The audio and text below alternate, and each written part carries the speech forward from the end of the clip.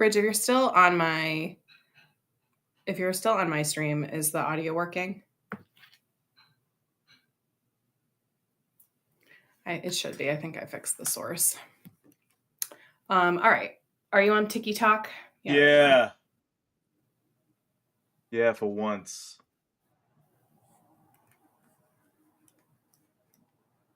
You can still barely hear me? What the fuck?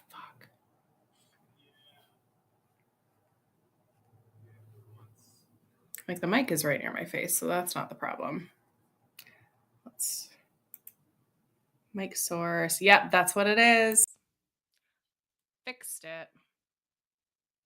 No, it's not you. It's because my mic source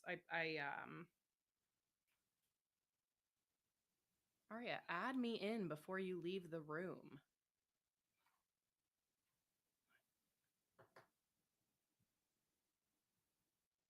Brother. What? Brother. Yep. It's sometimes after, if I like don't set my computer enough, it like switches to a different mic source. So it's pulling microphone audio from my like webcam or something, which is why it's bad. But yeah, pull me in on a TikTok, brother. Wait, we're co-hosting, right? So go live. But like, go live. We both have to be live for that. Oh, okay. To get max pull, you know? Sorry. I'm really like lashing out at everybody today. I just lashed there out you go. at you. There we go. It's all right. Bridget. I'm sorry, guys. I'm doing. Yay. All right. We did it, guys. We still know how to do this. We only do it 3 times a week. No, it's different. We're trying different things. We're futzing with the formula. Yeah, we are trying to do cool things for people, you know?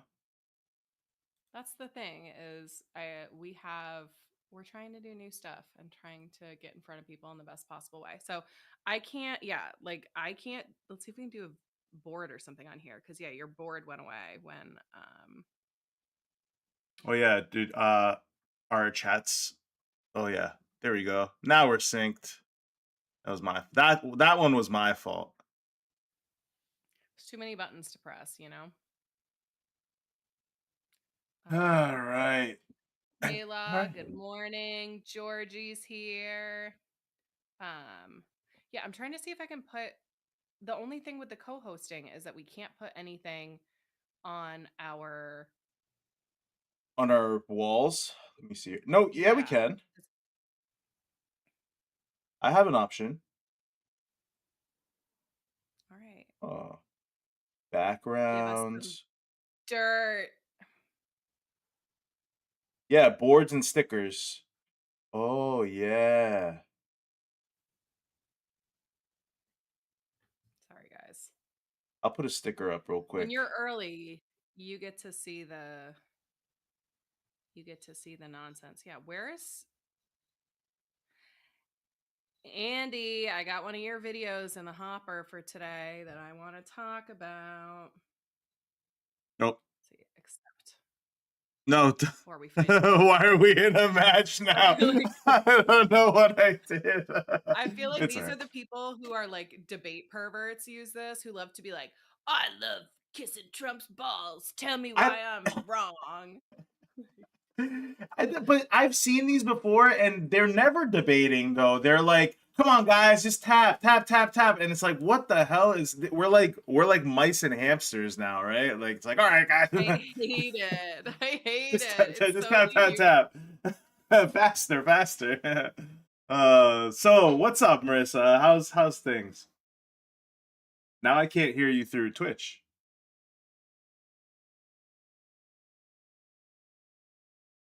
I can't hear you through Twitch, Marissa. Can't hear you through Twitch. Thank you. There you go. I think I went on mute for some reason. Did I get muted because I was talking about balls? Is that why? And then my headphones. No. Now your mic is something else, yeah. God, I'm really struggling today. I'm sorry, guys. I win. Um, get a different headset. Hold on. I gotta go off camera for a sec. I gotta Eh, actually now solve this problem because my Yeah, yeah, headphones just died. So give me a second. yeah. You talk to our friends and I'll be back. Take your time. So, uh, yeah, yeah. So, okay, I flipped my image because I wanted people to see like my background because like my background looked flipped. On my stream, you should be able to see it like correctly. Part of the part of the reason I mean the reason I'm putting these up, so just on my stream, can you guys see, can you guys read, is it being written correctly or is it flipped, actually flipped? Damn it, I was like trying to fix mine. Oh, all right guys, hold on a second, I got you guys. Give you guys some magic. I thought I was fixing mine, but I was really not. There you go. Is that better? Is that better? It is some magic. I just some magic. Okay. God damn it. I'm like too smart for my own britches here. I tried to fix it for you guys and I actually fucked it up. Anyway, New Hampshire. Welcome to New Hampshire. Welcome to the establishment after these couple days, right? Like this is what I don't know. There's so much news we're getting, right? There's so much buckshot news we're getting. And I feel like our heads are everywhere, including today, which, you know, apparently the Democrats just released another set of Epstein pictures. Surprise, surprise. You know, like what a day to release those when we just had multiple ACA votes rejected, like we knew they were going to do. And surprise, surprise, another impeachment effort, which a legitimate impeachment effort, I think. And we had Maggie Goodlander vote no to table it. She voted to table it. One of the 23 or 24 House Democrats that flipped. Now, what is the special part of this is Thank they just called for her execution, man. Like Donald Trump just called for Maggie Goodlander's execution, where I released the video and Marissa releases a video. A whole bunch of people release videos being I'm like, back "All at right, the perfect moment. yeah, we stand with Maggie Goodlander here." And again, going back to Gene Shaheen, remember the big and I know Heath is having having his posting about this too right now, but that our the whole shebang on the government shutdown was this ACA subsidy vote. And look how it's like not even a peep. You know, like the news is not hitting this the way they were hitting the shutdown. It's just like it's like in and out, right? Same with the impeachment vote. And I hate to remind y'all, you know, and I'm sure a lot of you guys do know that this is going on, but I have to bash on it. And I have to say, are we surprised? No. Are we angry? Yes. But we knew this the entire time, and we are going to coalesce around this. We are going to continue messaging around this because this is the whole deal, guys. This is the liberal establishment right here, sticking its head out and saying, you know, doesn't matter. They can threaten us, they can call for our death as much as they want. You know, we're still going to be in lockstep with them.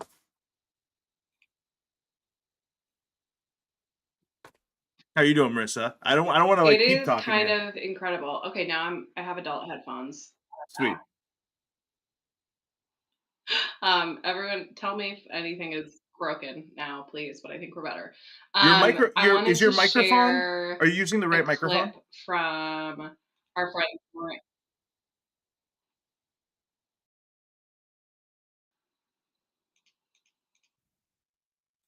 I wasn't, but I should be now. So that's There you go. better. Tell me if I'm still sounding off.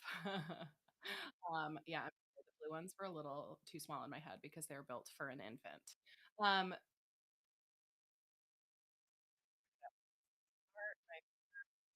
I'm for the people. sorry, Aria, It's okay. showing off your game today. Do you want us?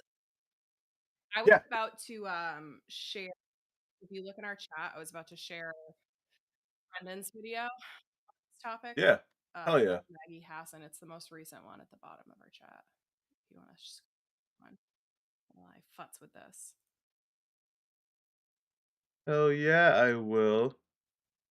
Uh, one of my many chats here. All right, here we go. For those that don't know, Oh, this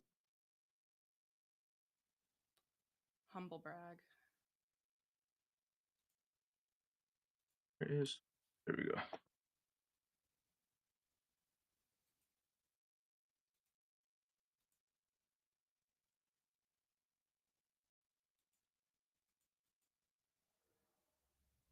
is Senator Maggie Hassan. She is one of the two senators from New Hampshire that broke with Democrats to vote with Republicans last month to end the budget shutdown. Now, in that deal, ACA, or Affordable Care Act, sometimes called Obamacare, subsidies were not included, which means that all of our health insurance plans next year are slated to go up. Now, the promise that was made to Maggie Hassan when she voted with Republicans is that there will be a vote this month. Well, that vote was today. That vote was to continue the ACA subsidies, again, that keep our insurance premiums from skyrocketing. Today, Senator Hassan posted this statement: my statement on today's failed healthcare vote. Now, you can pause to read that. It's just kind of some bullshit like, oh, Washington Republicans are choosing to allow a surge in healthcare costs. This is how much a family making this much money will have to pay more in health insurance. And I want to point out that Maggie Hassan is not surprised by this at all. She is feigning surprise. She knew that when she broke with Republicans, or she should have known, either this is incompetence or malice. I don't know. Choose one. Neither are good. But now she gets to turn around and say, like, look, guys, I tried really hard to protect our healthcare subsidies and to keep healthcare affordable. She thinks that we're stupid, or that we won't notice, or that we won't remember. I also want to remind people, too, that Maggie Hassan, who is Senator of New Hampshire. Now, I don't know if you know this, but New Hampshire is on the northern border of this country. Well, in 2022, she posted a campaign ad about how she's on the southern border.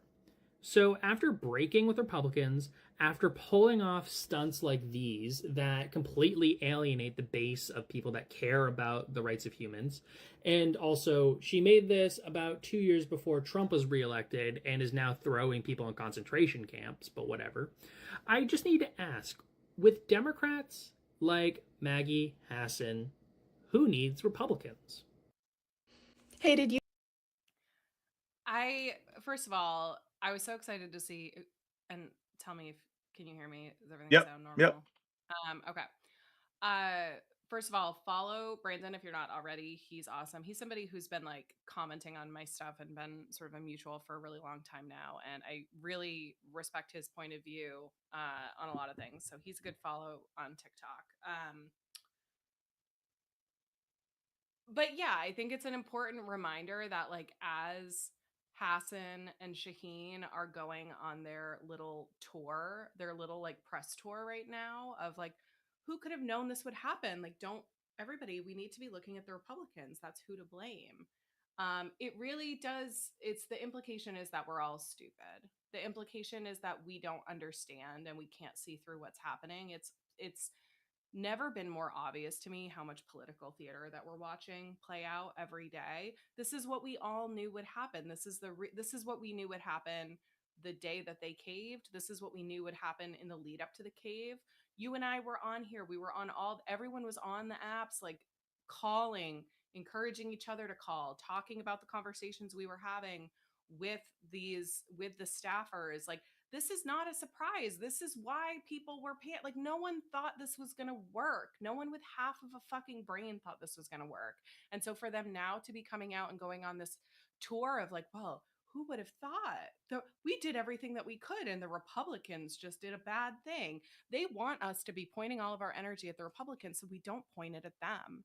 With Democrats like this, who needs Republicans? Exactly like he said, it's like that's why I feel like I'm having different conversations with different people, sometimes different types of people who either understand that we're talking about two wings of the same bird or don't understand that, right? It's like this is a perfect example as we watch this political theater play out. Um, and then I also wanted to play, I've got Pat's video pulled up where he has the NPR interview with Gene Shaheen. I don't know if you have anything that you wanted to chime in on too before I play that video. That's No, dude, I mean, what I have to say for one of them, it's gonna apply for all of them, I think. So yeah, let's see Pat. All right, let's do a little. I think I'm prepared.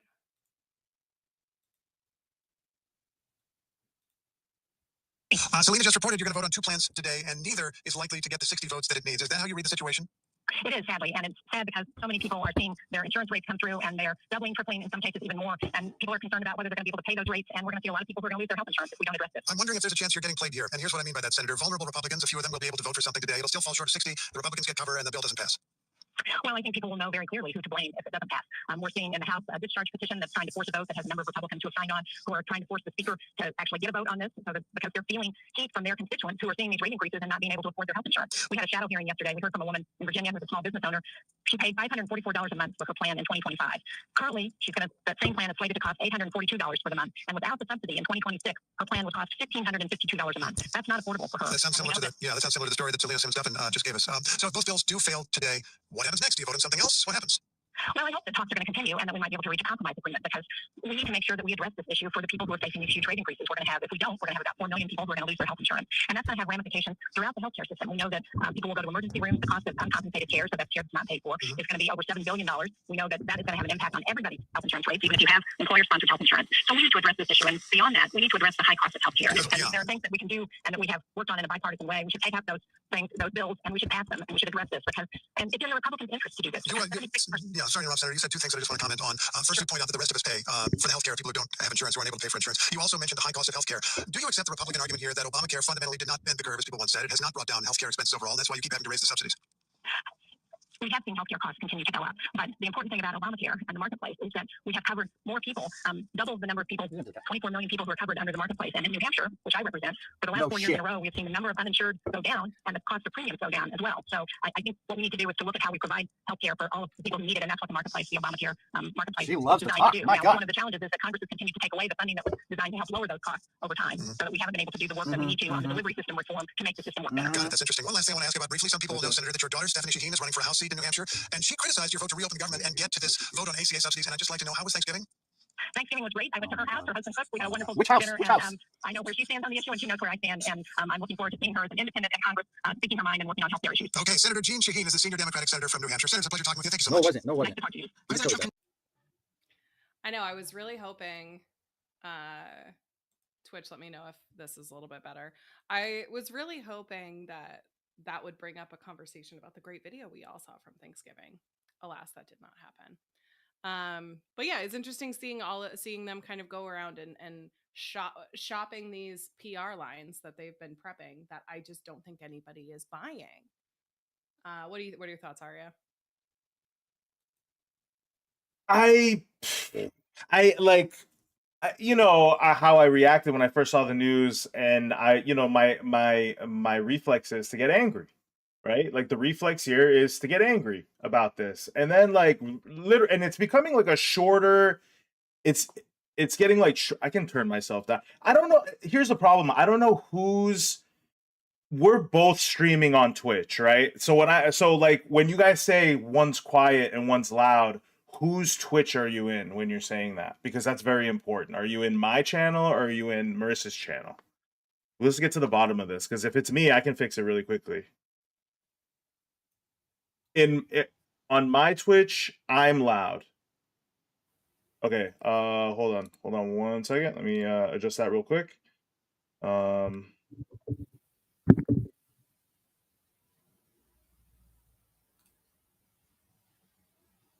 I haven't touched my settings in fucking half a decade at this point. So let me see if I'm gonna just turn myself down on my channel. Yeah, I'm always fucking loud, man. Okay, but is it working on Arya's channel okay? And is it just Marissa's channel that's the problem? If we watch on now you're loud. I just send It's always the women's fault, guys. Guys, I'm done for it. Oh my god. You know, brother. Oh my God. That's it. I'm done. I'm gonna walk off the show. I'm walking off. He thinks he's been putting in the work for months to get to make one misogynistic joke. That's it. He's had 4 months of just putting in the work. It's an investment. It's a long-term investment. Yeah. What can I say? We gotta take our shots here where we can get them, you know? We've got to play the game the right way. Oh my God. All right. Demerit from Pat. All right. Disqualified. All right. Are we all right now? Where are we at? Yeah, where are we at? How's everyone doing? God. If you guys just watching Aria's, are you good? Pat, thank you. Pat, come over and help us. Can we just have I just need somebody to look at my computer. There's like too many different places that the settings are much better. Yeah, just go to Aria's channel. Everyone give Aria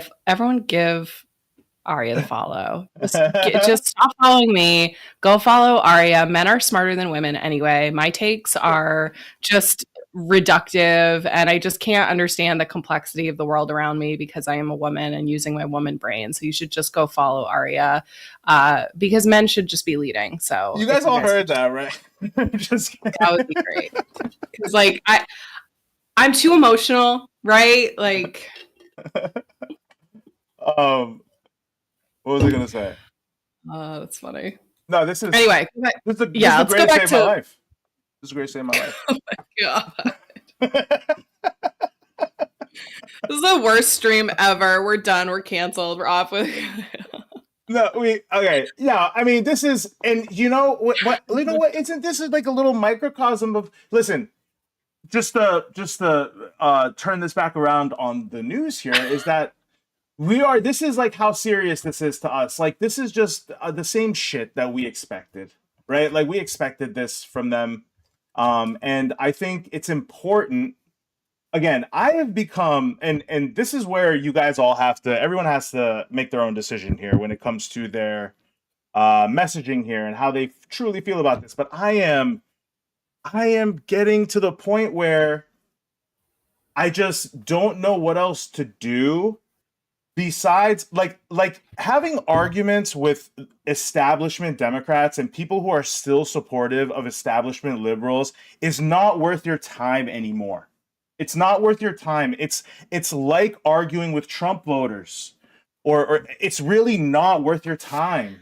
They're locked in, right? Like, it is time to like use that energy that you have to focus on the others now, because it's fucking egregious. They're slapping us in the face now, and they're dancing. They're dabbing on us, you know.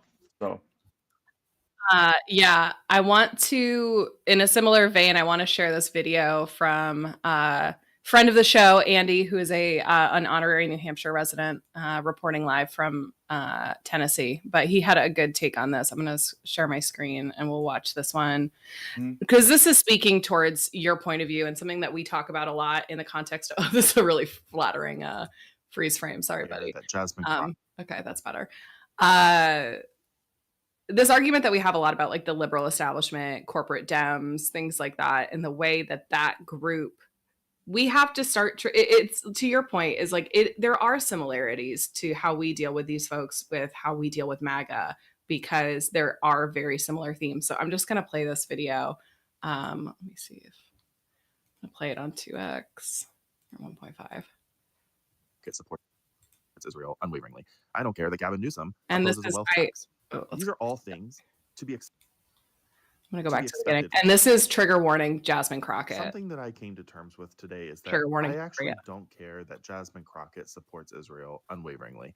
I don't care that Gavin Newsom opposes a wealth tax. These are all things to be expected from liberals, from Democrats.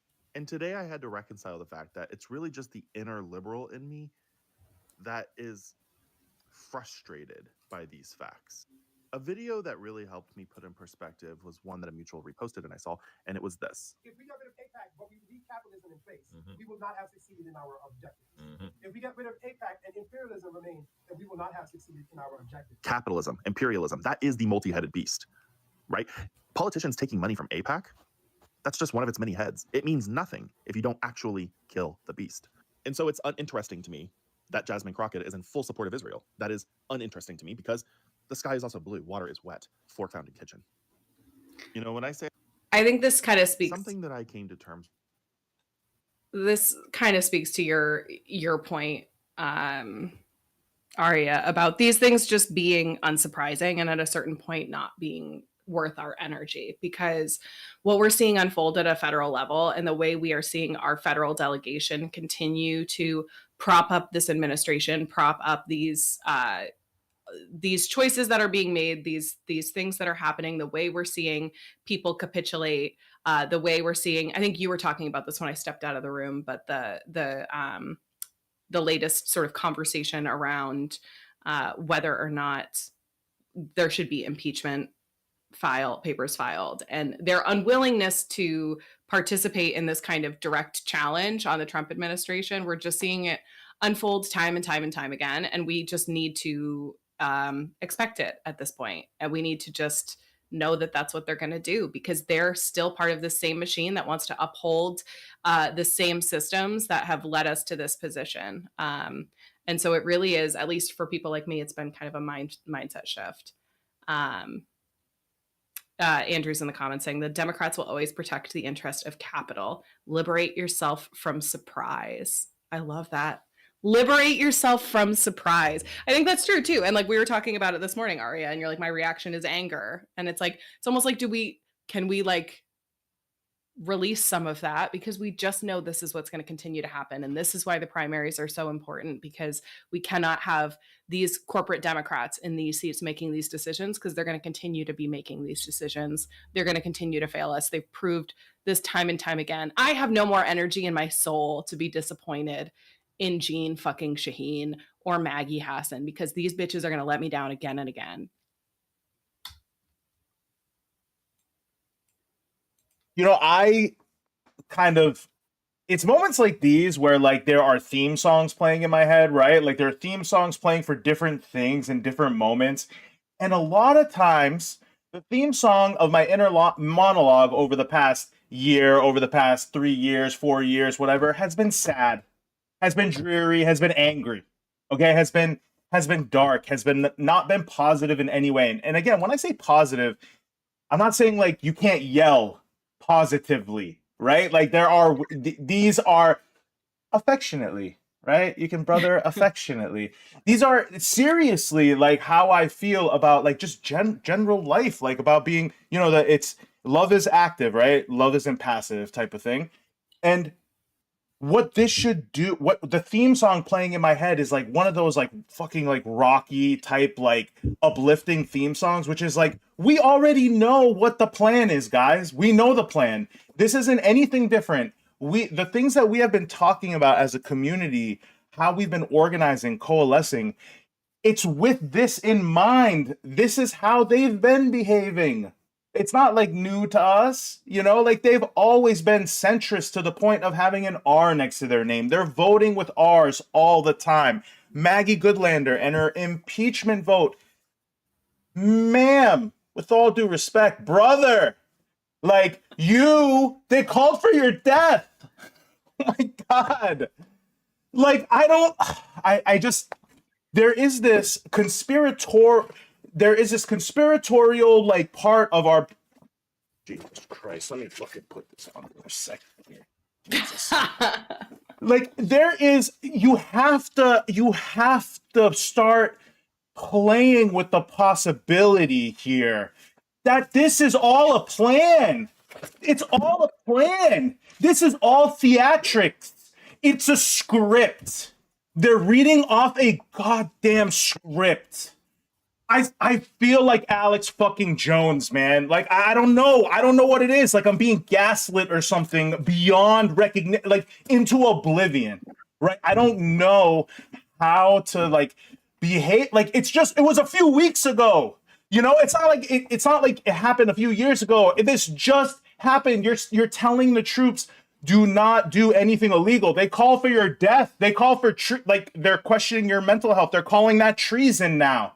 Like it is, and this is what again, to come back to the positivity, the candidates need to contrast themselves to this. What is this? Can't even define it. Whatever it is, you better pull yourself away from whatever that is. You better put space between you and whatever that is, because it is not going to, this is not going to help them in the long term. It's just going to get worse. Their support is going to trickle the more they do this. And I wouldn't be surprised if in the next few polls we started seeing like real, fearful numbers from the establishment in New Hampshire. I think one quick note on kind of polls there too that I wanted to express out loud to this group is like the importance of these early polls cannot be understated, especially as these candidates that a lot of us are supporting are these candidates don't have money, right? These guys don't have any fucking, what's that TikTok audio? I don't have any fucking money. Like that's the reality. And so fundraising is really difficult. And one of the things that helps them in fundraising is showing movement in poll numbers and showing improvement.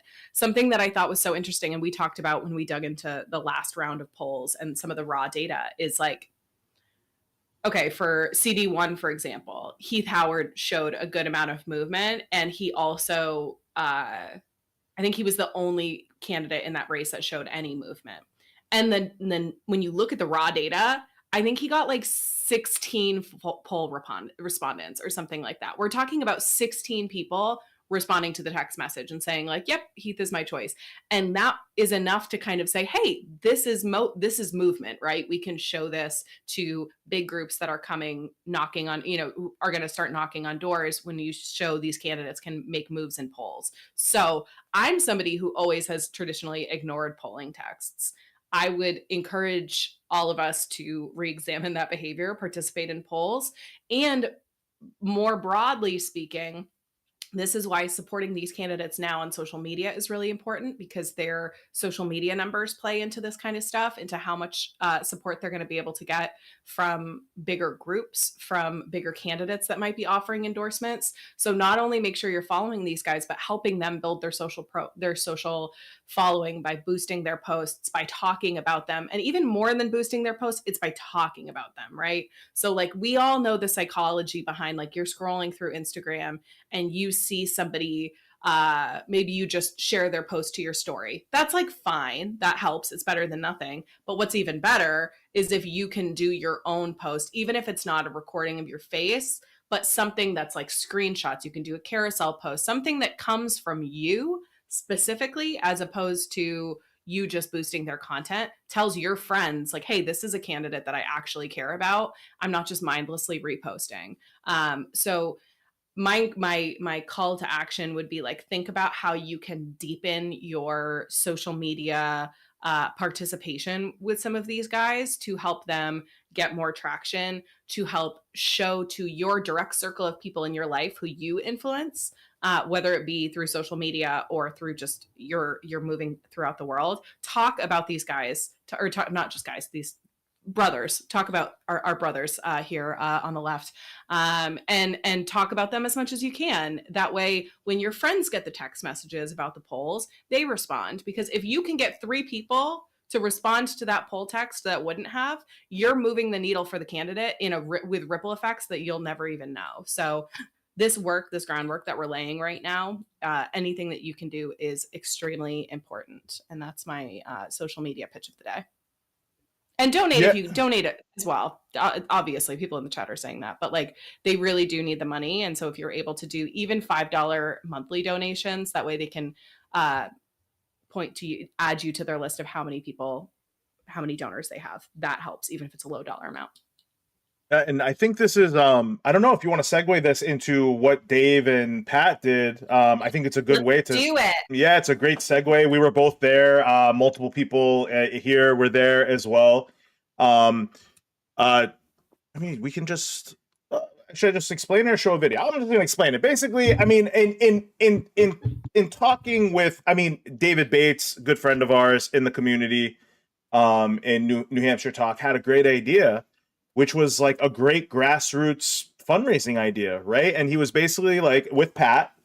They ended up making a couple videos, having a little Zoom get together, and we all made a toast. We all made a toast to the candidates that we wanted to see get donations from the group. We all agreed to donate $10 a piece to whoever democratically won, with some ranked choice voting involved, which I was very happy with. That's pretty cool. We're really trendsetters there. And yeah, we all gave toasts, and we ended up making our votes, and Heath ended up winning that vote. There were I think 5 candidates out there. I think the 5 candidates that we talk about all the time, obviously, right? So Heath, Howard, Paige Boschman, John Kuiper, Jared Sullivan, and Krish Mansour were all mentioned there. And those are, I mean, to me, those are the progressives, right? Those are the ones that are, or in the governor race, as close as we're going to get to one, I guess, in Kuiper. But, I think still part of the, I would consider him part of like kind of the progressive wing, has some more progressive-ish ideas. So I think the reason I wanted to segue there and the reason we want to talk about is that, like, what an amazing idea. Like, for us, it just took us 30 minutes.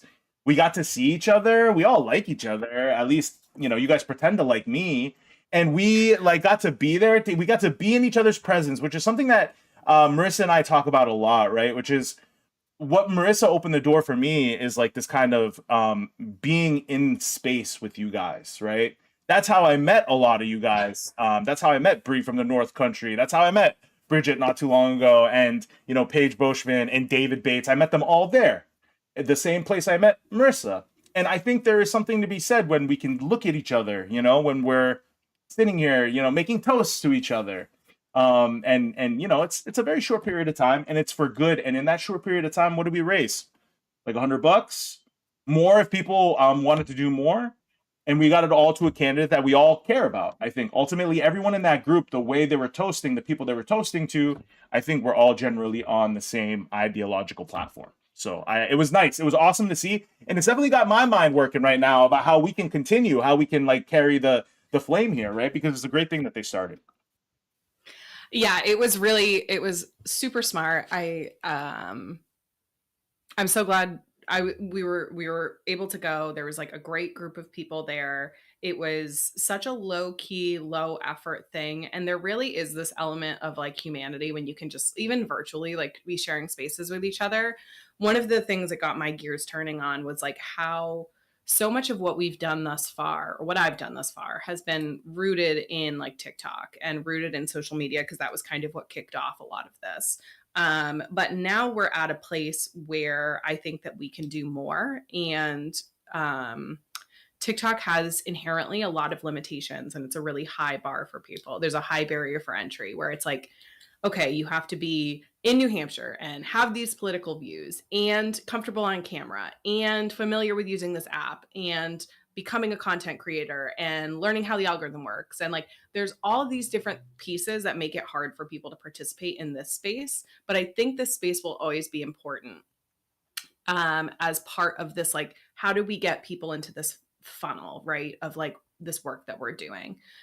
And so what does the next evolution of that look like, right? And we have this Discord space that is really awesome. And I've been noticing an uptick of activity in the Discord over the last couple of weeks as well. I think we're going to continue to see that. If you're not in the Discord already, please join it. It's great. There's a link in my bio that you can join the Discord. But we've just been talking about like, what are the other ways to kind of bring this community in? You have people like Bridget, who's like one of the powerhouses in this community, but she's like, I'm not making a fucking video, which is fair, right? People don't all need to be content creators.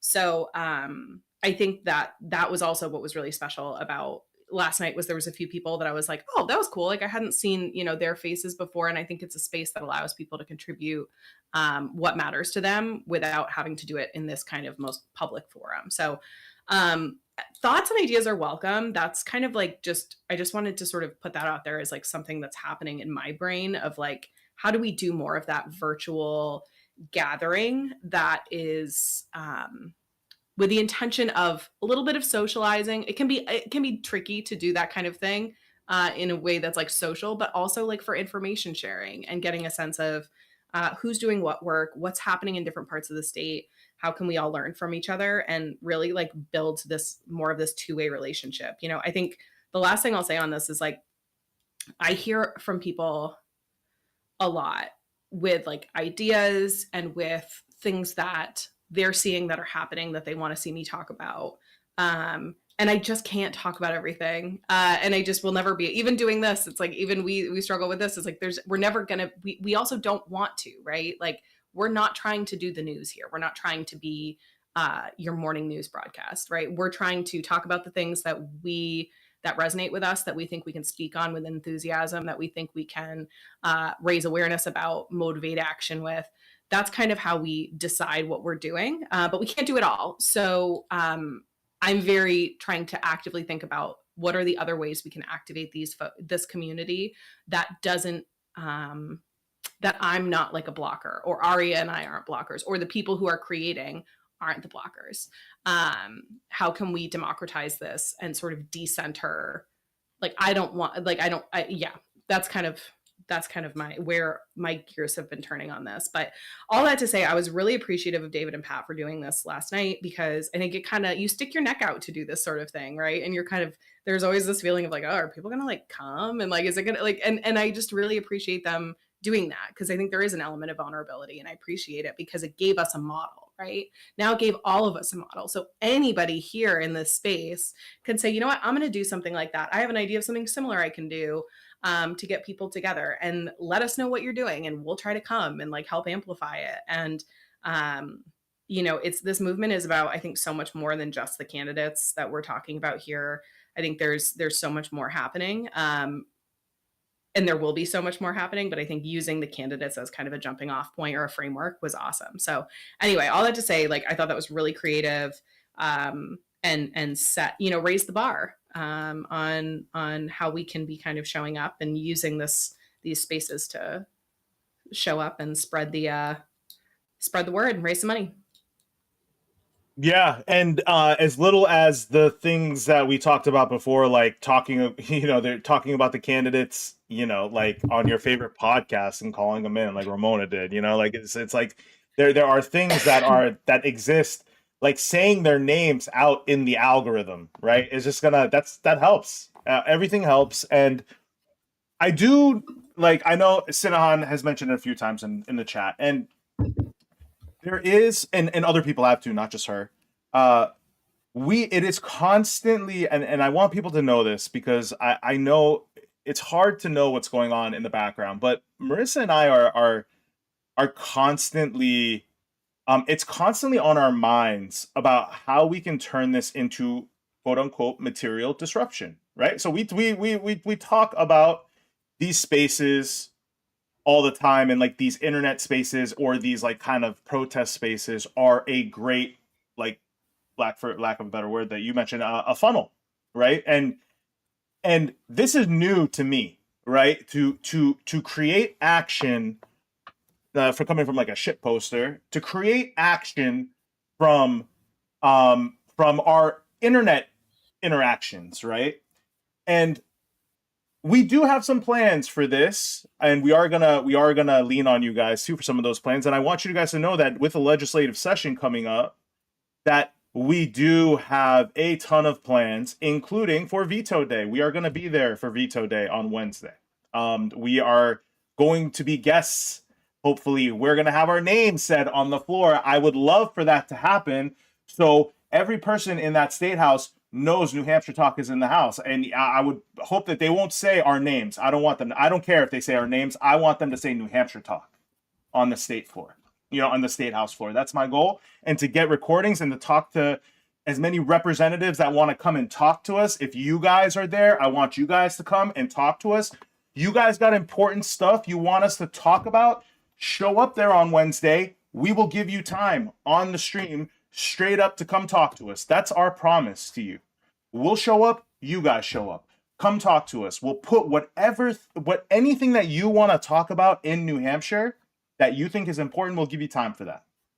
Because to us, the most important thing is really it's not any individual candidate. It's not this stream. It's not like anything it's to change New Hampshire for all of us. And there's a beginning point everywhere.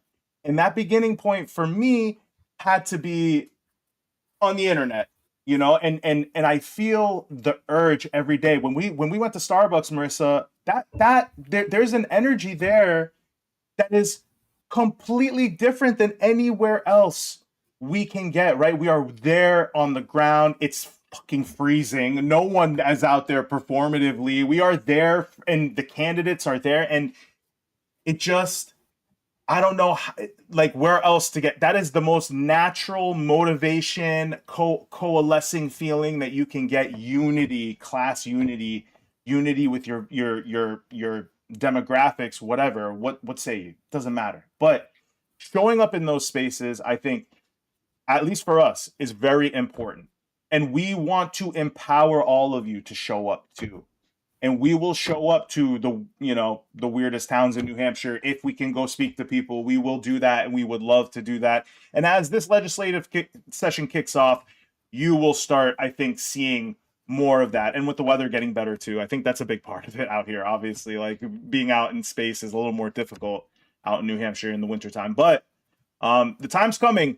And again, the whole point of this is to get people, get people into these streams, and into Discord, right? Because Discord, again, we want Discord to be our community bulletin.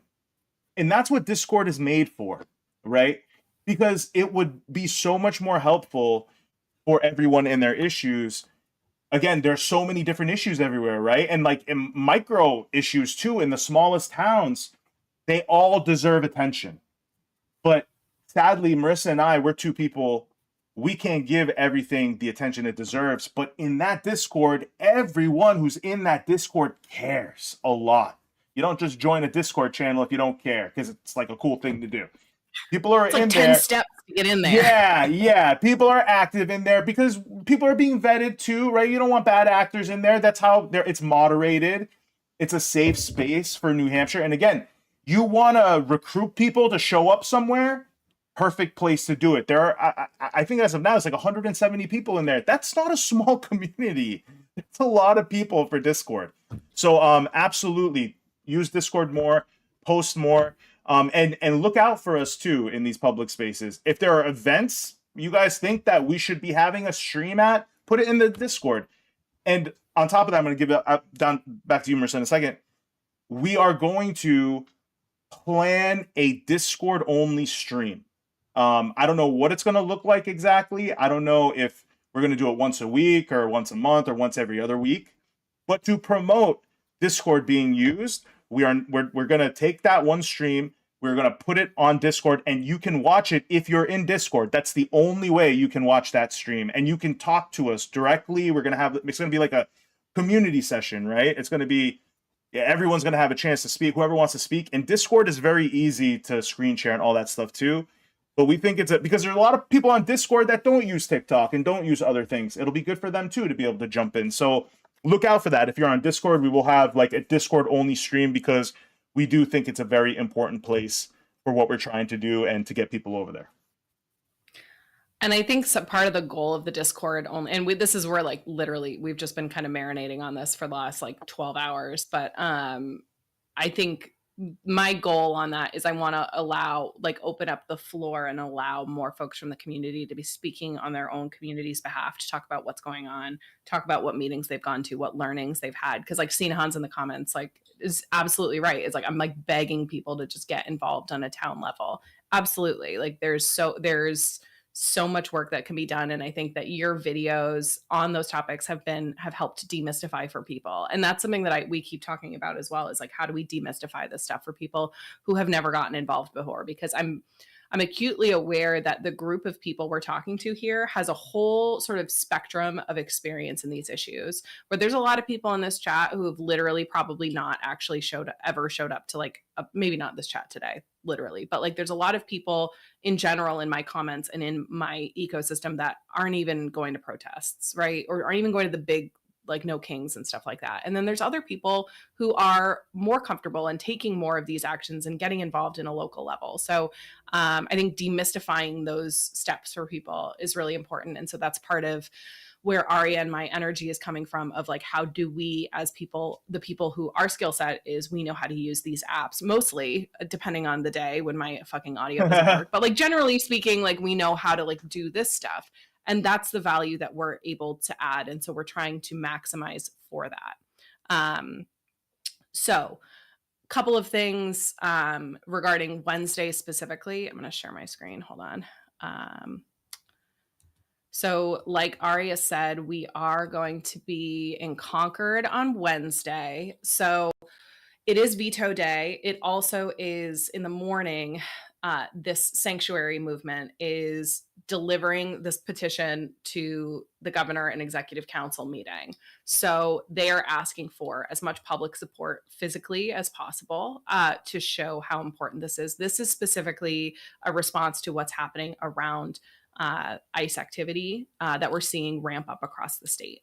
So this has been happening in waves. And we are seeing another wave happening right now as well. If you have not heard anything about this, I would recommend this. I can actually put it in the chat right now, but this is linked in my bio as well. This is the petition that they're trying to get several thousand signatures on. So we're getting close. But really, we're talking about the increasing state violence that we're seeing from ICE. And we're talking about how this is going to continue to get worse, right? We know that like in the big, beautiful bill, they've allocated an incredible amount of funding towards what ICE is doing. We know that ICE is not, they have never just been focused on apprehending criminals. We all know that that is not true. And it has only the scope of what they're doing is only getting bigger and bigger.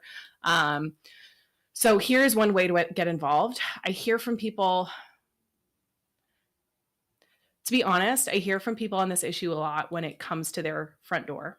I hear about this from people when they drive by something happening and they have a big emotional reaction to it, or when they start hearing reports of it happening in their community. And so my hope is that we can get people to be engaged in this issue on a longer term and push for some of this bigger change to support, because this is only going to become a bigger problem. So here's a way that you can show up if you're available. If not, sign the petition, pass the petition along to people that you know. Let's try to get as many signatures on this as possible. Also, I will just say that I am working behind the scenes on putting together some trainings. And if that is something that you are interested in participating in, about trainings around looking out for the safety of others in your community, please DM me and we can talk about it. More to come on that, but if you are interested, definitely send me a message and I will put you on a short list. We're going to try to do some in-person trainings in January with some that are obviously not facilitated by me. They're going to be facilitated by people who have a lot of expertise in community support. So of all kinds, as we are ramping up for a lot of are going to continue to be going down the path that they're on. So there's a lot of different ways we can kind of prepare. So if you're interested, send me a DM. But yeah, would love to see as many folks as we can on Wednesday. We're going to be around in Concord if you're in the area, and we will continue to let you guys where where we're going and where we're going to be in person. Because yeah, I think this is really important, and we're just getting started. Like sometimes I feel from this community, I feel like everyone has so much energy and like wants to do so much. And so I'm like so appreciative of that and wanting to maximize it on it as much as we can, while also finding sustainable ways to show up for the long term that leverage our skills. Because that's what we all kind of have to figure out, is like, where can we make the most impact? What are our roles in this moment that we're living through? So that's my that's what I got on that topic.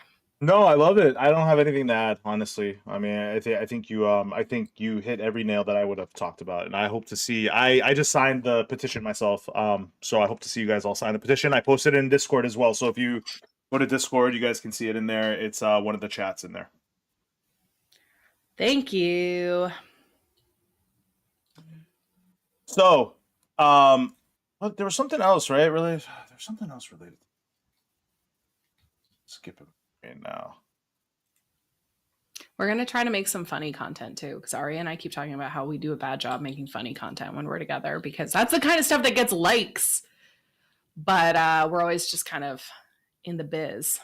Mm-hmm. No, so the sanctuary hearing sure. it's not like a full hearing, Bridget. I'm sorry, I'm just catching up on the chat. It's basically this group is delivering the petition to the executive council and to the governor. So it's not like a traditional hearing. But that being said, you best believe that we will be talking about testimony opportunities. That is truly where I am planning to be a massive pain in the ass, because one of the privileges I have in this moment is that of a relatively flexible schedule and a loud fucking mouth that's not afraid to talk in front of people. So we will be using those in person to our full advantage as much as we can in Concord over the coming months. Yes, I will be. I wanted to, sorry, I'm answering a question in chat too. Someone's asking if I'm going to be on a show tonight. Yes, I'm going to be on a show tonight. I was going to drop that at the end. Paige Bushman will be there too, and I'll drop that flyer in the end. That's supposed to be in the last section of the show. You are skipping ahead here. So, but yes, you will see my pretty face later. And maybe you'll see me go live later after that. Maybe. But no, Monday you will see me solo. That's another thing we should prepare you guys for. I will be streaming solo at that time because I do have to test some things out too. We'll miss Marissa, but we will go into some very important things like housing. We are going to have a deep dive into the housing in New Hampshire, and I'm going to arm you guys, okay, with as much information as you can handle about housing, because that's it. That's the entire. That's the whole shebang, guys. That's the whole shebang. You want election advice? You want to tell Democrats how to win?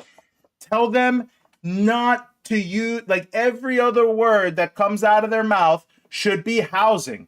Gaza, housing. Okay, ICE, housing. They're all connected. They are all connected. Okay, but housing is the issue. It is the issue in New Hampshire. It'll win multiple races, and we will talk about it. We will get deep down into it on Monday. I'm excited about that. And if we can get into other things, we will too. But I really want to focus on housing because I do believe that as a community, that needs to be in our, front of mind, right? That needs to be the issue. Again, everything you guys want to talk about, I need, as a, comms type of guy, I want to kind of help you guys transition all your messages into housing related messages, right? Like, so whatever you care about, we're going to find a way to connect it Charlie Day style on Always Sunny in Philadelphia, connect it to housing. Okay. So that's going to be the goal on Monday.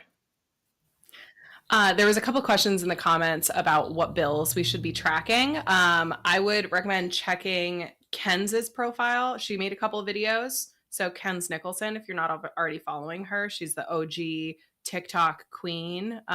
She inspired me to get started, and she's amazing.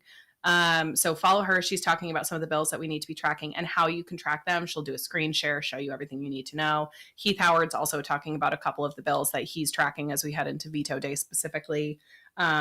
So this is a great example of people are starting to come in, right? And if you're interested in talking about the bill stuff, get in there and make some videos about what these specific bills are and how people can get involved. I know we've got some great state reps that are on TikTok. Alice Wade is back, Representative Alice Wade. I don't know if you guys are following her. Her content always does gangbusters. Follow her. She does great educational stuff, but it does feel like that stuff is starting to heat back up as well. So there is content out there. I just have not made it, but other people have. And then actually one other thing I'll say on that real quick, just because I saw a comment this morning on one of my videos about one of the anti-trans bills that's coming out, and somebody somebody was just like, I'm so tired already between this. And then there was an abortion. There's a big, can't even remember the specifics off my top of my head, but there was another egregious abortion ban that came out, or a bill. And somebody was in my comments like, I'm so tired already. And I was like, I get that. Like, I feel that. But also, like, this is the fucking ride, right? Like, this is the ride that we're on now. And so, like, as we head into legislative sessions, prepare your like internals, prepare your nervous system to be kind of inundated with this stuff. And it's almost like to what we were talking about earlier is like, there's just like, I don't want to under value how like important and significant this is, but like this is what's happening in New Hampshire, right? This is the reality of what's happening is we have some very, very extreme people, especially on the right, that are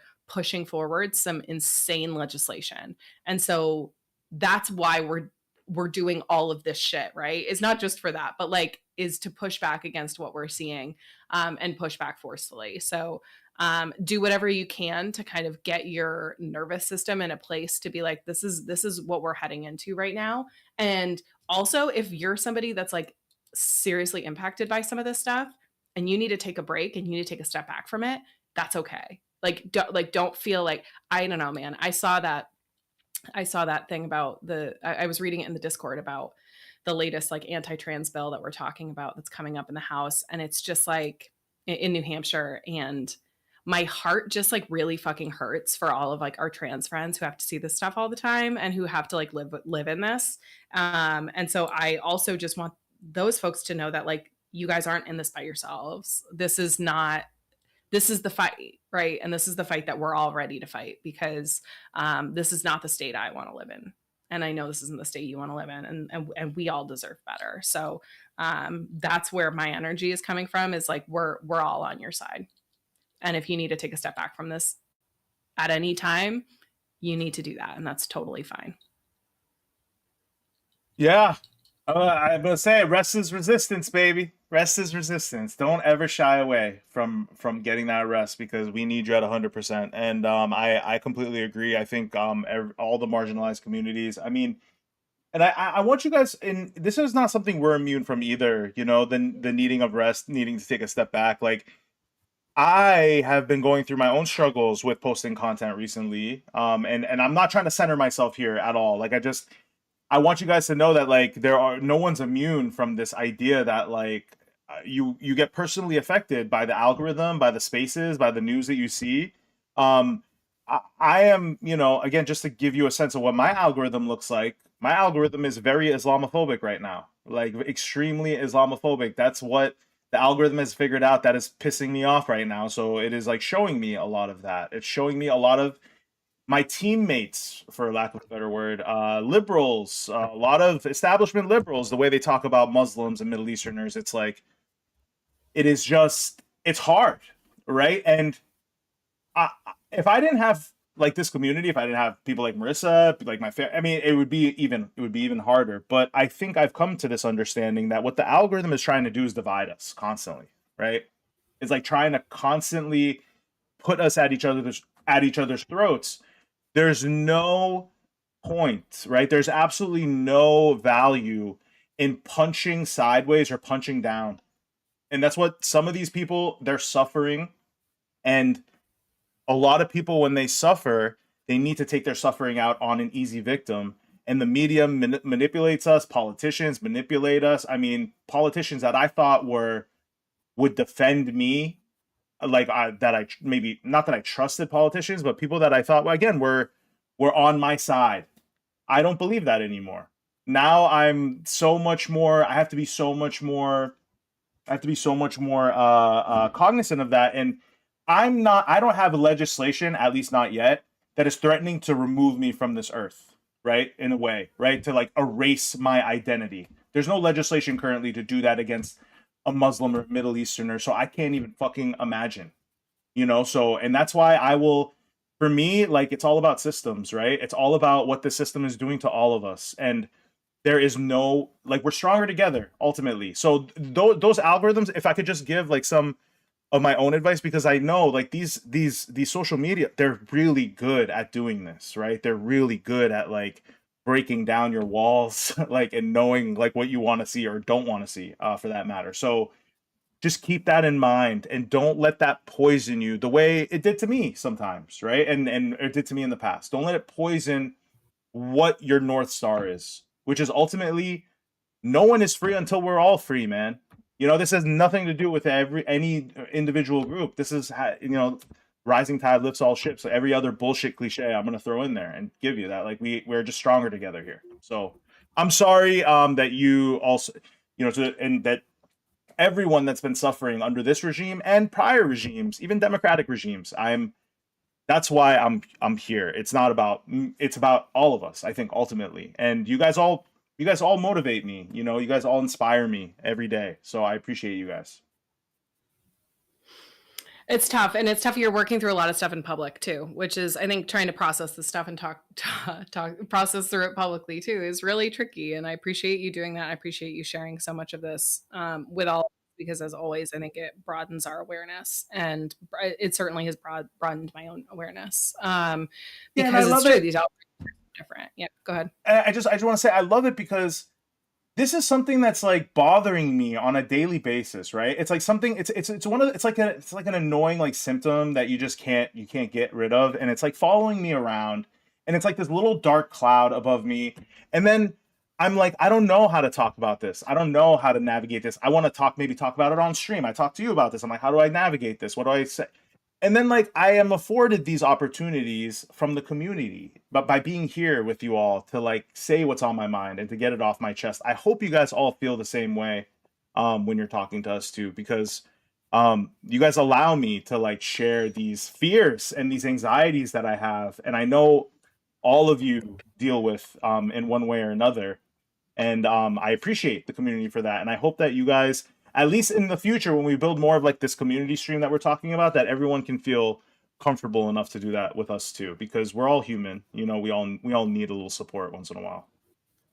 Absolutely. I wanted to say too, Lynn's in the comments on TikTok talking a lot about how we also like are all needing to be showing up for the community in very like literal ways, right? And showing up for people in showing up for people in very tactile ways who are in need right now. And I think we talk about a lot. We'll talk about that a lot, and we continue to. There's a lot of people in the community too that are doing great stuff.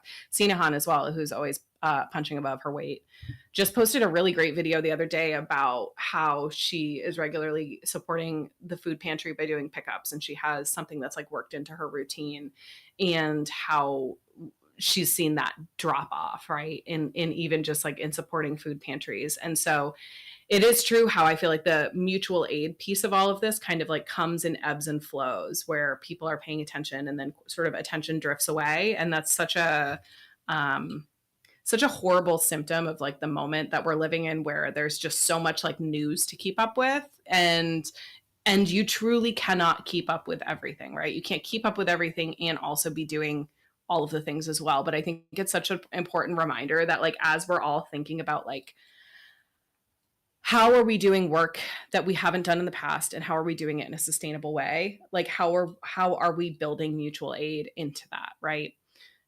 Whether it's from a perspective of financial contributions, if that is somewhere that you are able, or just doing the work, right? And we talk about NHMARF a lot. That's an incredible organization if you haven't gotten involved.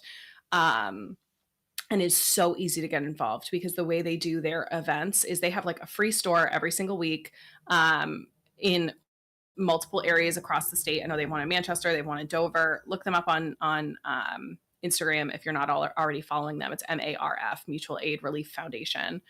And you can just show up. You don't have to tell them you're going to be there ahead of time. Say, hey, I'm here to help. And they'll point you in the right direction and say, hey, start moving cases of water. You know, that's like the lowest barrier for entry if you have the physical capacity to do that. And that's something that you want to do with your time. So finding ways to like build those types of things into your recurring routine is really important, because I think we all get lot of times people will get really enthusiastic about that work around the holidays or around Thanksgiving. But finding ways that you can do it in a way that is ongoing and sustainable in your life is really important. A lot of these food pantries are being literally like held together by like two old ladies who just are doing their absolute best.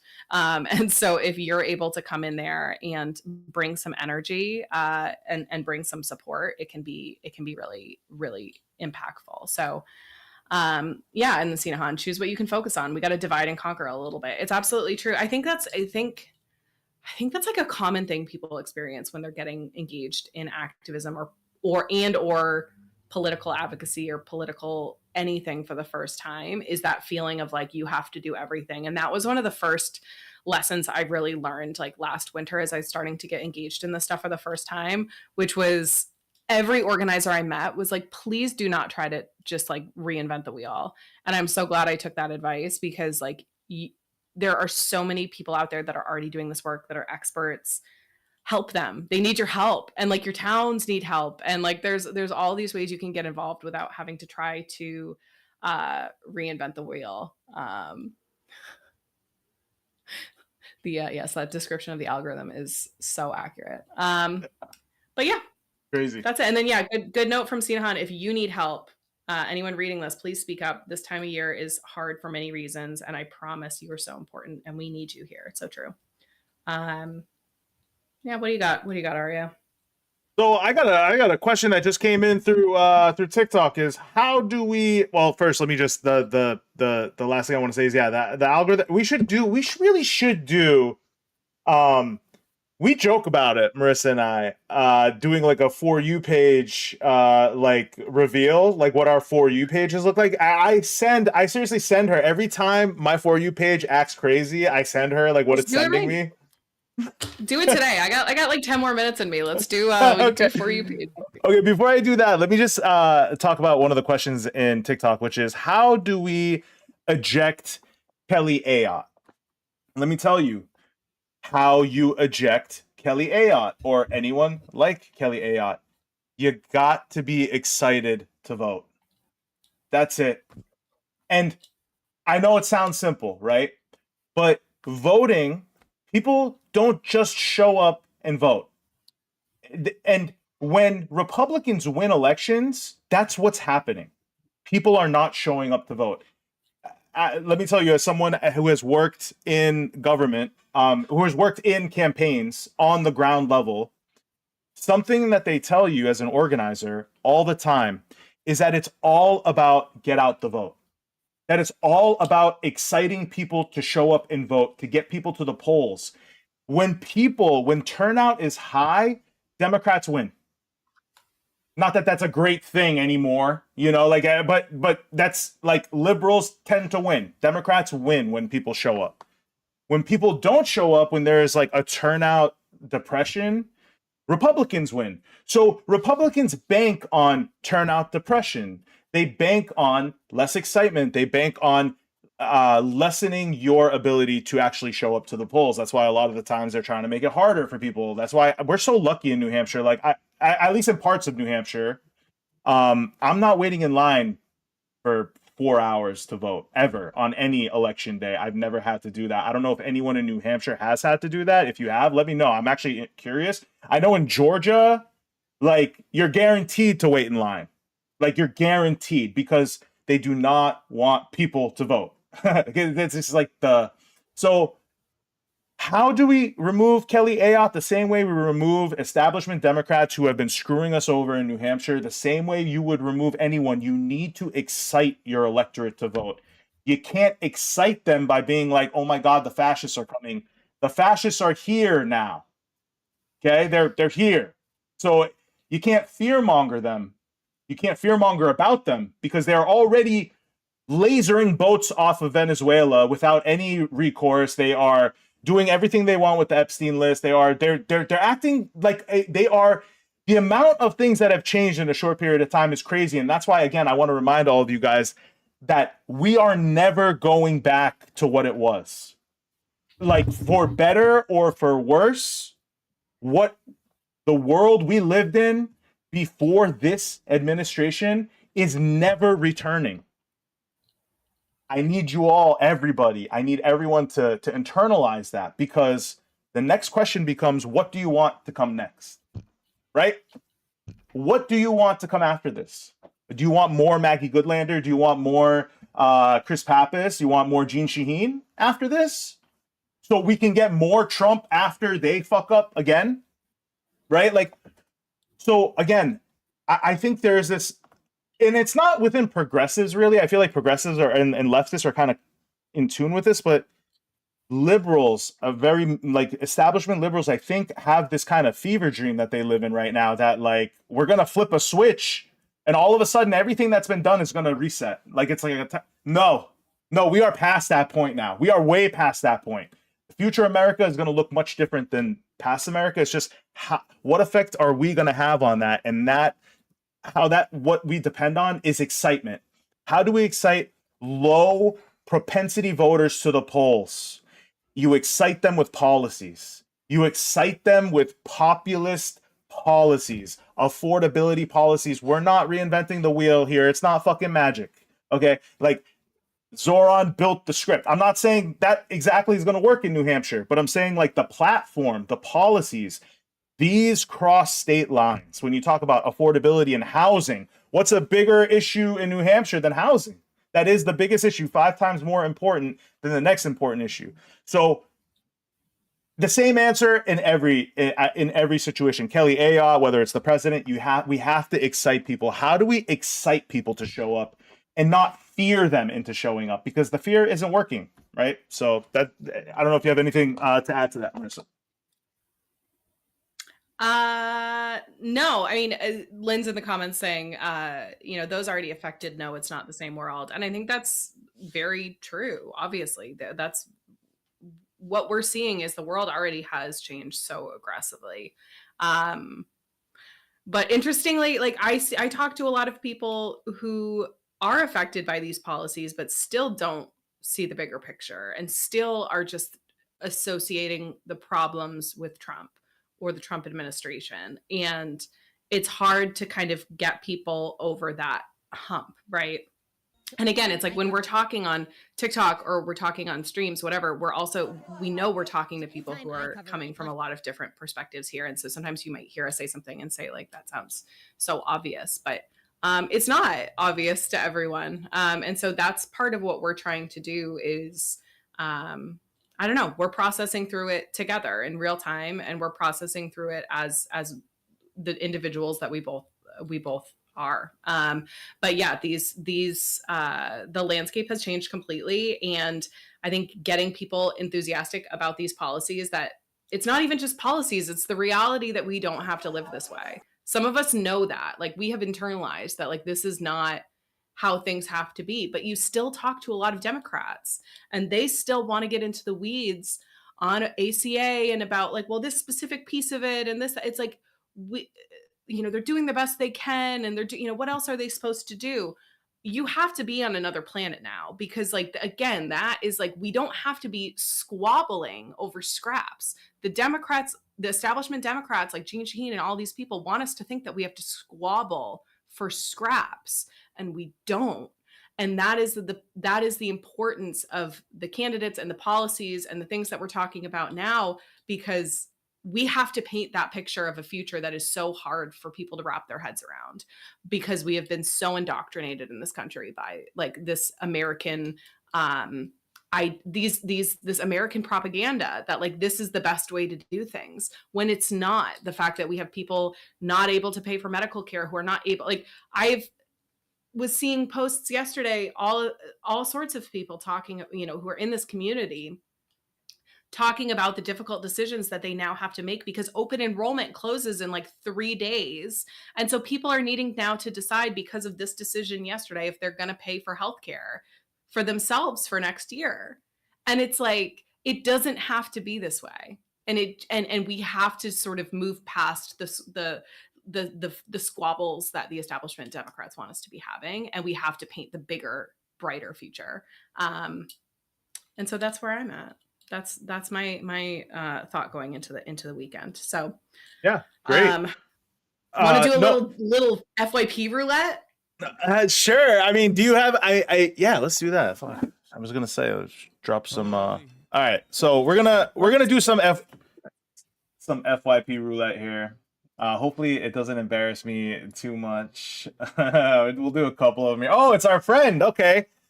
This is Blockscast. Okay, so if you guys don't know, this is a New Hampshire operative, a New Hampshire political operative is this guy Blockscast.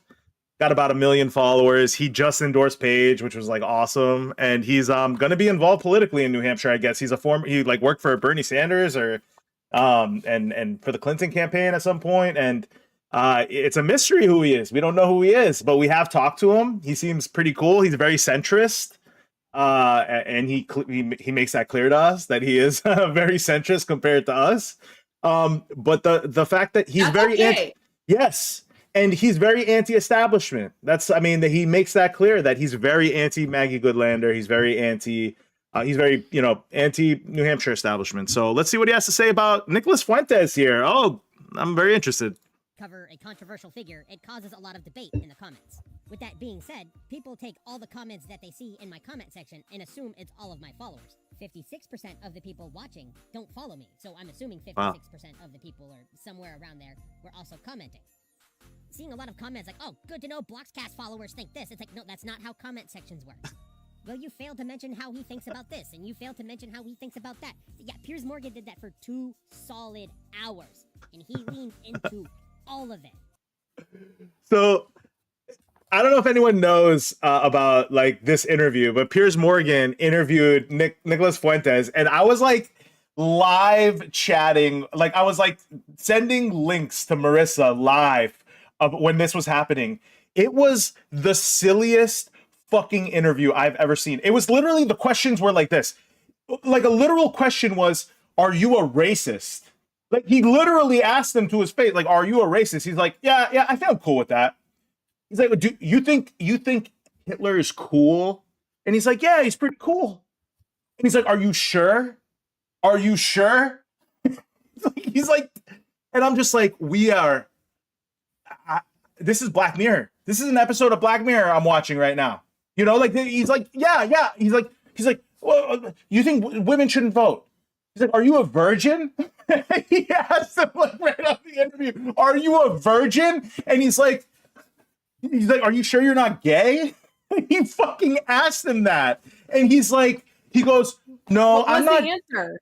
He goes, I'm not gay, but I gotta tell you, I think being around women is very annoying. I'm like, brother, I don't know, dude. Like, let's have another conversation about this in a little bit. You know, like let's think about what you just said there. And it's so good. When I tell you guys, this is must-watch interview because it's not just ridiculous, but I want you guys to get a sense of the Overton window, right? I talk about the Overton window, which is like, this is mainstream YouTube channel. And they're like, you're a Nazi. You like Nazis. He's like, yeah. I guess I could say that because it's cool. They make cool edits. They make cool videos. You know, like, it's like, oh my fuck. What is happening? You know, I couldn't believe it. I could not believe it. So just to be clear, is Nick Fuentes a virgin? He is. Yes, he is. Yes. Interesting.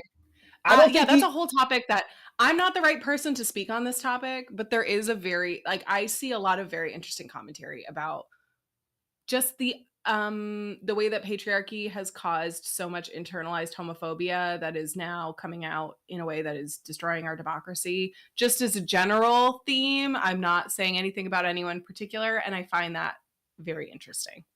Yeah, and someone's speaking, like, this sounds like a Discord movie night. The night that I was going to like stream, that I was thinking about streaming, that's what I was gonna like play this and just react to it because it is so insane. Like, you just can't. Oh my god, you just all right. Let's do one or two more here. Just go ahead. So anytime. Yeah, wait, I have one quick thing that somebody put in the comments. Yeah. Nerdy Blonde is in my TikTok comments saying that Please. One of the new Epstein photos that came out was with Dean Kamen. I'm going to show you. Hold on, let me share my screen. Do you know who who Dean Kamen is? Not by name, but I'm going to tell you all. Hold on. Because these photos were just dropped today, by the way.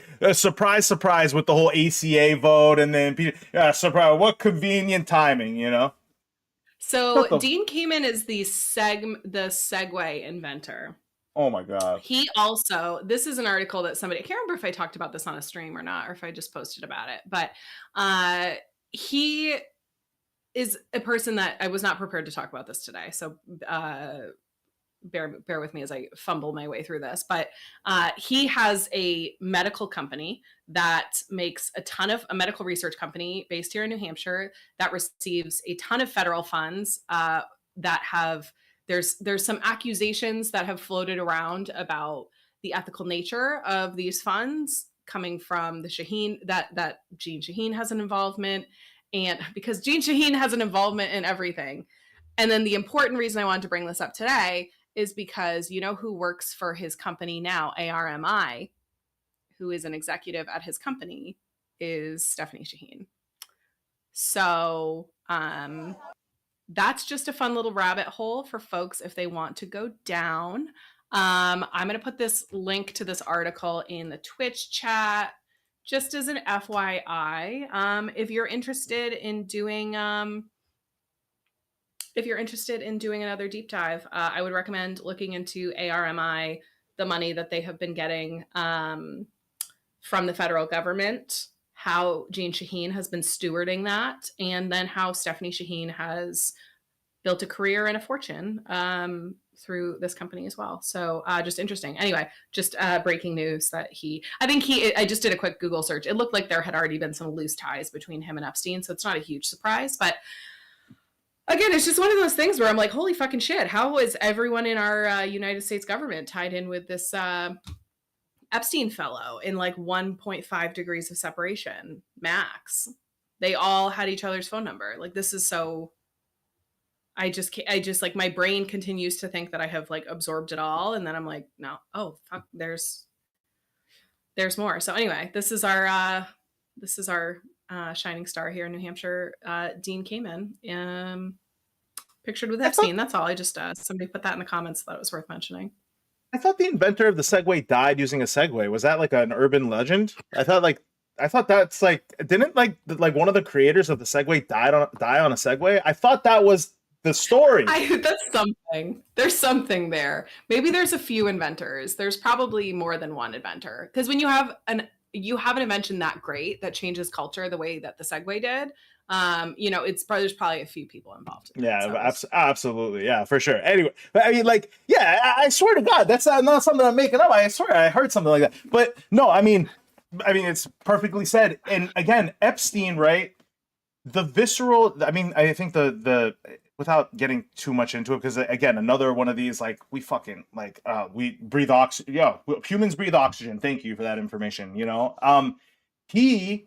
There we go. Okay. Okay, so it was real. It was. He was the CEO at the time, I guess. The boss, the Segway boss. It is. You can't make this shit up. But no, I mean, it's you're hearing more and more about things post Epstein death. That is just, okay, so the egregious shit is the egregious shit, right? The sex trafficking, which people think that it was just like him, right? And it's no. He was the middleman for so many important people all over the world. It was a completely different environment they were in. Not just that, but most people apparently weren't even calling Epstein for his sex connections. They were calling him for his tax expertise. They were defrauding the US government with his help in so many different ways. At a certain point, there are some emails where he's like, he might consider running for president. Like, think about how like bulletproof you think you must be with all that shit around you, and you're like, oh, it wouldn't be a bad thing if I like ran. It's like these are things that are just rumored and written in his like documents and stuff. But just to touch on, and I just want to touch on really quickly something that Pat said that I think is very important having to do with the Nicholas Fuentes thing, right? Which is, there are a lot, and I know Pat is a lot smarter. He's right. Pat is right when he says this, that Nicholas Fuentes has mastered the art of rage baiting. He has. But we are in serious danger of losing. I'm going to tell Dave you said that. We are in serious danger of losing this country to Nicholas Fuentes and Tucker Carlson. Okay? Like, I've been saying this for months, and we are now seeing Nicholas Fuentes enter mainstream media. Okay? They are platforming him now. Yes, he's saying insane shit, but he is saying it in front of hundreds of thousands and millions of people now. He is being platformed, right? Why is he so popular? It's not because he's a Nazi. It's because he's anti-Zionist, because he's anti-Semitic, right? Because his messaging is anti-Israel from an anti-Semitic viewpoint, right? From a terrible viewpoint, right? But his messaging is still identical to our messaging, which is don't kill Palestinian civilians. Stop killing babies. That's verbatim his messaging. That's what he's saying. Nicholas Fuentes, a neo-Nazi out and about, neo-Nazi, white supremacist, racist, is out here outflanking your leaders to their left. We are in serious danger here, guys. Tucker Carlson and Nicholas Fuentes are the most dangerous political operatives in this country right now. I'm going to say it again. The most dangerous, because they are good at what they do. They are media savvy. They are Trump, but smarter. And it's not going to be, and again, you are watching the capitulation of that space that's supposed to be like, stop the genocide. The neo-Nazis are taking that space from you. Let that sink in. The neo-Nazis are taking the anti-genocide space from liberals. We're going to lose perpetually. Again, we might have like a little skip of hope, but these MAGA cultists, if you don't give them something like affordability politics and like housing, they are going to move to the next. They're going to move to the next MAGA cult, which is the Nicholas Fuentes Groyper cult. That's coming. Charlie Kirk, again, I want to remind you guys, Charlie Kirk and Nicholas Fuentes were not friends. They were enemies. A lot of people think Charlie Kirk got taken out by one of Nicholas Fuentes' fans. Okay? So they are much harsher than the Charlie Kirk version of Republicans. So that's the only thing I want to just leave with this. Nicholas Fuentes, he's a joke, but he commands the attention of a lot of young boys right now, a lot of young men. He does, and that's the future. I mean, those are the future, like, you know, some of the decision makers in this country, right? Hopefully, I'm okay with women making all the decisions from now on, but if some men do, some of them are going to be part of that group. Okay, and we have to be careful of that. We have to be cognizant of it, that we are being left out to dry by our leaders. We know what the Republicans are about. We expect more from our leaders. And that's why we deserve contrast in these elections. That's what we're all about. We want contrast. We want morally righteous candidates. I'm just saying, you got very lucky with that being the first video that came up on your FYP. Like, we literally just did FYP roulette, and that is why we're talking about this. Arya has been chomping at the bit to talk about this for months. He's like, let's do a fucking whole episode on this shit. And I'm like, I cannot. I do not have it in my soul to do that.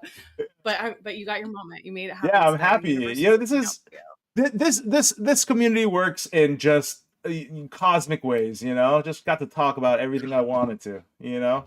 Next time I'm gonna spending way too much time talking to me. You said the word manifest this morning. Yes, like, oh I did. I was gonna say, soon enough I'm gonna talk about how I am a secret misandrist. I'll make the ladies like love me more. I'll teach you guys a little something. It's not secret, my friend. You're pretty open about it. All right, let's leave it on that note for the day. I Agree, think. And agree. what plugs do you got? What do you got coming up? I got a couple plugs, a couple very nice plugs. The first one is today. Let me just pull up the little tag. They made a nice little graphic for me, so I have to like plug it here. So I told you guys about it takes a village podcast. Oh, that's not right. So It Takes a Village is a podcast that's a lot like ours. They do theirs, and we have someone that's in our community, K-File, obviously, or K-Law. K-File. I always say K-File. It's K-Law, who is a big part of our group, and she is also one. I think she's one of the producers, and she invited Paige and I to join this podcast, and 6:30 p.m. So let me just screen share here. Sorry, I'm unprepared right now. Yeah, so look at that cool little graphic they made for me. Marissa, why don't you make me a graphic? That's so messed up. That's the most misogynist shit I've ever heard. Are you kidding me? Because I'm a girl? Hit the button. Hit the button. Hit the misogyny button. Ari's for months been like, oh, let's put some nice branding on the channel. It's going to look so good. You make the branding. Yeah, so come see me and Paige today at two demerits. Shit, I got a lot to make up here. Do you want me to like take notes for the meeting too and put out a lunch order? Please, I got the AI doing that. Don't worry about that. I gave her a woman's voice though to make it a super special. Of course. You're gonna get me in so much trouble, dude. I took months to cultivate this. I know. This mask. I'm going to bat for you, dude, but you just burned it all. Oh my lord! Just smile more, okay? just oh all right, guys, that's it. You don't get to plug anything else. Oh my god! Oh no! So, guys, I'm looking for a new co-host for my live show. If anybody's interested, taking applications. Oh yeah. Okay, so yeah, show up to 6:30 for this. Also, I would definitely check out. Paige has got this cool series going on that I think is like a really different. It's called Your Words, My Wardrobe, and it's gonna start today. I don't want to give away too much about it, but she is known for wearing very, I think, unique and awesome clothing that has messaging on it. And I don't want to give too much away. I think it's a nice surprise. Definitely check out her profile on TikTok. Go follow her on TikTok. I think you guys are going to like that series that's coming out soon. Besides that, my only other shout out is, again, Monday, I'll be solo streaming here 100%. And Wednesday, we will be at the State House. Again, we would love to see you guys if you guys can show up there. And if you do, we will, if you guys want to talk about anything, we'll give you the floor on our stream. So looking forward to seeing you guys. Maybe not anything, but like a lot of things. We'll see. But it's true. I think that's like a goal of ours, is like putting ourselves in more IRL situations, and in doing so, opening this show up a little bit more to bring in different people. I think things went really well when we went to the Starbucks the other day. We definitely want to try to go back out on the line soon and support those guys again. But this will be next, this is what we'll be doing for next week.